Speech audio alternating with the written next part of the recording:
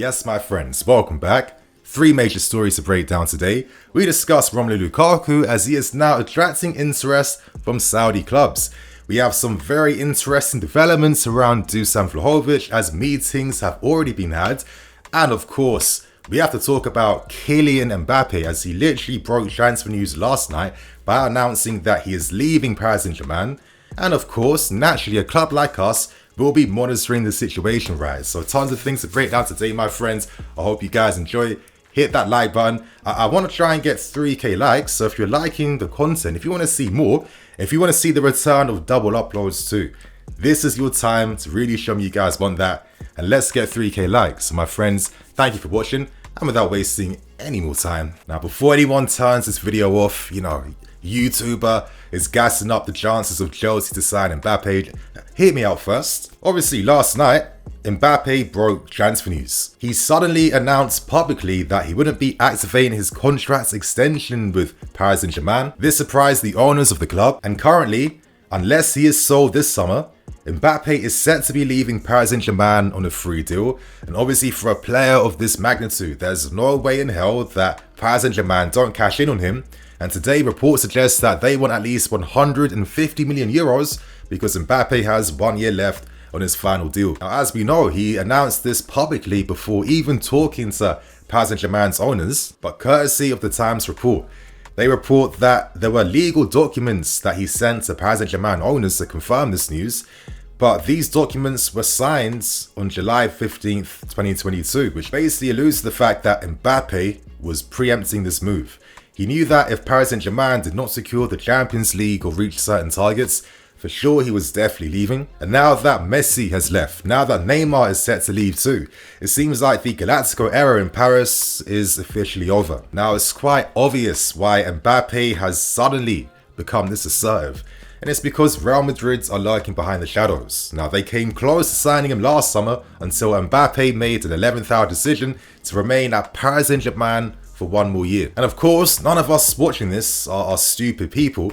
It's quite obvious that Madrid are 99.9% favourites at this point in time to sign Kylian Mbappe. But at the same time, the Times today report the fact that we are monitoring the situation surrounding Kylian Mbappe. Now, monitoring doesn't mean too much, but realistically, we are a handful of clubs that have the finances to be able to afford Mbappe.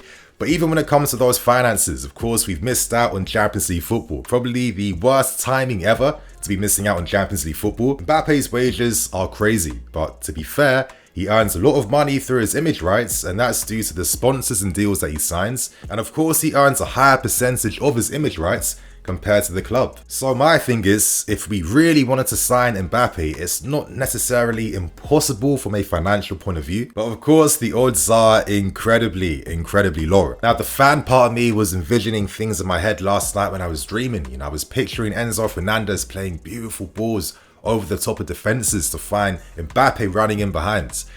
It's a shame that will never become a reality. And obviously I'd hope that guys like Benoit, Wesley, Malo, Christopher, all these guys can speak to their boy, talk to him nice, and try and persuade him to sign. But that's pure fantasy talk from my end. Regardless though, you're looking at Real Madrid now. They've just secured Bellingham. They're hoping to sign Alphonso Davies. Last season they spent big on Tchouameni. They've secured the best young teenager in the world in Endrick. Right now, Real Madrid's looking like Black Excellence FC. And you can imagine, those dressing room vibes at Madrid next season. It's going to be at an all-time high. But you can also imagine, that the racism decibel levels in La Liga next season, they're going to break new records. Regardless though, come on, our odds of signing this guy is less than 1%. Now, if only we were a serious club over these past few years, you'd like to think that when opportunities like this open themselves up in the market, we'd already be at a high enough level where we actually have at least a 25% chance to try and entice him. You look at the young, hungry squad where you could easily get along with a lot of our guys here. You're looking at testing yourself in the hardest league in the world, in the Premier League. And of course, you're becoming the face of London and the Premier League too. But Madrid's win the hearts of football's greatest every single time. And you know why? Because they are a legacy team.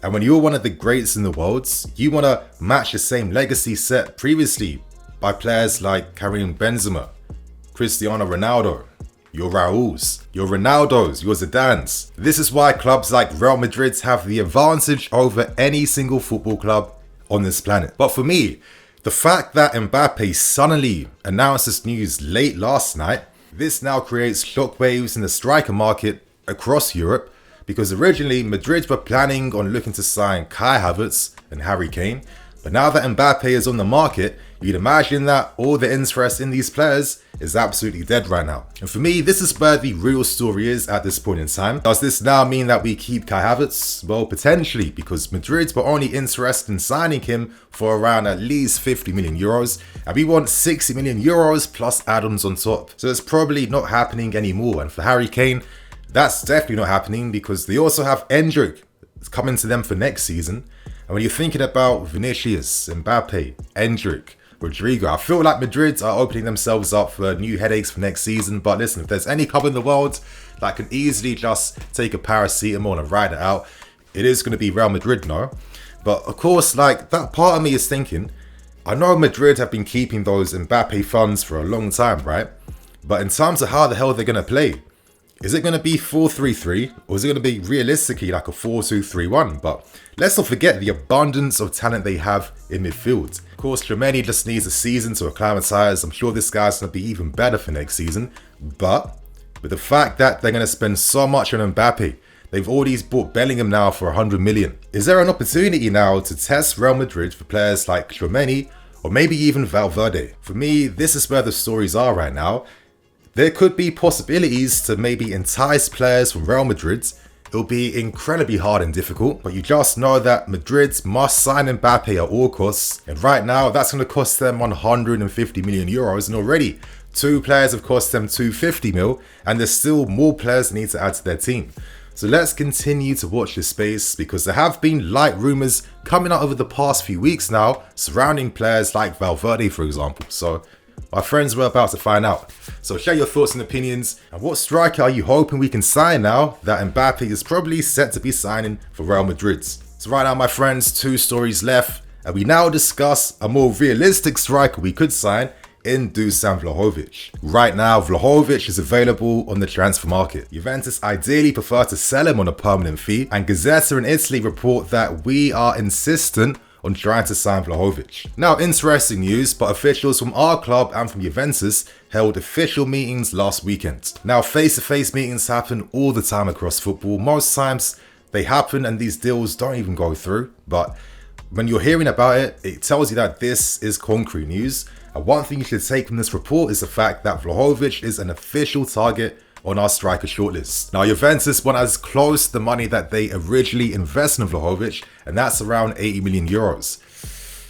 Okay then, but there could be like some blessings around the corner, because Juventus are another Serie A club that really like Loftus-Cheek, and reports suggest that they are open, of course, to signing Lukaku as a replacement for Vlahovic. Since scoring for fun for Fiorentina, things have not worked out well at Juventus, but I'm going to give you guys some, info. I'm going to give you guys my thoughts and opinions, and it's very easy to kind of be like, oh, Vlahovic, he's not a sexy name compared to all the hype for him like a few seasons back. But I do kind of feel like playing as a striker is one of the most dangerous positions in football, because a lot of your success is fully reliant on the team you're playing for and the system they're using. And obviously, since signing for Allegri's Juventus, a team that has zero attacking identity, you're going to struggle. Like, this guy is left isolated up front by himself. He's feeding off scraps. There's no sense of understanding in terms of chance creation for where he needs to be here and off the ball. And of course, you're going to stagnate and struggle. But that doesn't mean that Vlahovic has dropped a level and that he's stagnated himself. No, not at all. I feel like he would be an interesting, potentially smart option to turn to. Left-footed, his shooting is elite level. In terms of his overall game, he's got decent pace. He can hold the ball up. He can definitely improve in that manner. But I look at Vlahovic and I kind of think of early form Harry Kane, in the sense that Kane wasn't doing the things he's doing now 8 years ago, right? Kane showed a great understanding of movement with his teammates, incredible first time shooting too. He could create space for himself inside the box. And they both have this purity and conviction in their shooting. Vlahovic doesn't need 100 chances to score, right? But of course, these chances have to be of quality. For me, it baffles me that big clubs like Juventus will spend all this money on strikers only to have no system of play to fully complement and support their record signings. One club's problem is another club's solution, right? And I think that if Dusan played for Pochettino, a manager that's been known to make his strikers score goals, he creates opportunities. I feel like we have the quality that can play close and off of Vlahovic. You're looking at your Nkunkus, the pacing behind from the wingers, midfield players that have goal threat too. And even though the stats have fallen off, he has improved in other metrics in his game, like his hold-up play, for example. So, you know, with guys like Nkunku set to be here, I kind of feel like I could see something of Vlahovic, and I'm kind of being realistic about our chances to sign like a proper elite level forward. I think all of us should kind of temper our expectations. Let's see what the market offers. But what's your thoughts on Vlahovic? Could you be open to a move like this, or do you think this is a complete waste of time? And right now, to end things, we discuss the latest news surrounding another Saudi club showing interest in one of our players, and this time we talk Romelu Lukaku. Now, as we know, Al Ittihad have now basically nearly completed the signing of N'Golo Kante. They have sent reps hold discussions with Koulibaly, and now, as we've just found out today, they've already held discussions in Paris with Lukaku's reps, and of course reps from Al Ittihad. Now, they're incredibly serious about mounting a proper challenge for this year's Club World Cup, and if they sign Lukaku from us, that frees us a lot of flexibility in this summer. Now, right now, Inter Milan feel a bit betrayed, but I don't understand why they would feel like that, because number one, you could have secured him up a long time ago. Number two, you want to try and secure him on another loan, but this time he earns even less money than his first loan spell back. You guys, I never have any sympathy for big clubs, big institutions, big business, none at all. And Lukaku would be pretty stupid to not even listen to proposals or ideas coming from Saudi Arabia now. Now, in terms of an offer being presented, it seems like they have offered him around 20 to 25 million euros a season for the next 2 years. And in terms of a fee, because if they were to sign him, they have to pay us money, we want around 50 million euros to sell Lukaku, which for me is pretty fair. But Al Ittihad feel like the valuation is a bit too high, and Lukaku is still only exploring things with Al Ittihad. He feels like the proposal isn't big enough, and I kind of agree, because he isn't on the decline right now. He's still in his peak.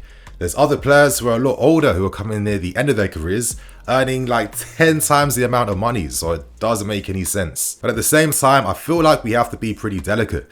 I'm kind of hoping that this interest now from Saudi Arabia now forces a Juventus or forces Inter Milan to come in big to try and secure him.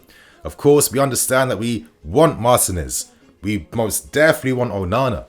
You know, Inter like some of our players, and they have the opportunity to keep Lukaku. I kind of feel like there should be this workaround, right, where we can find an agreement from both parties to make each club happy, right? But for some reason, you know, we're starting to get a little bit lucky this summer. Of course, upset that Kante's going, but he's one of the highest earning players that's now off the wage bill. Koulibaly could also leave, another one of the guys that's one of the highest earning players at the club alongside Lukaku. In terms of the money you're saving from the wage bill, I mean, this is a ridiculous amount of money considering that most of the signings we're looking to buy would be earning like under 120k a week. You could sign 3 players for the price of one Romelu Lukaku. So for me, we have to be delicate with this because, you know, you'll most definitely won't receive an offer like this next season for any one of these guys. In an ideal world, could you secure at least, 60 to 70 million from Al Ittihad for like Koulibaly and Lukaku combined? Time will tell. There's still a lot of the window left. And in case you guys have forgotten, the transfer window in the Premier League doesn't officially open until tomorrow. So still plenty of time, my friends. So right now, they are the main stories that's come out today. I'm guessing I'm going to have to make some more videos later today because the news is coming thick and fast, man. I know that a lot of you guys now are missing these double uploads. So, you know, I need to start feeding you again this summer. I got all you guys. Thank you for watching, of course. Hit that like button. I really want to get 3k likes, yeah? And yeah, my friends, without wasting no more time, I'm Nini FC. This is BlueLionsTV. I'll catch you guys later with some more videos. Cool.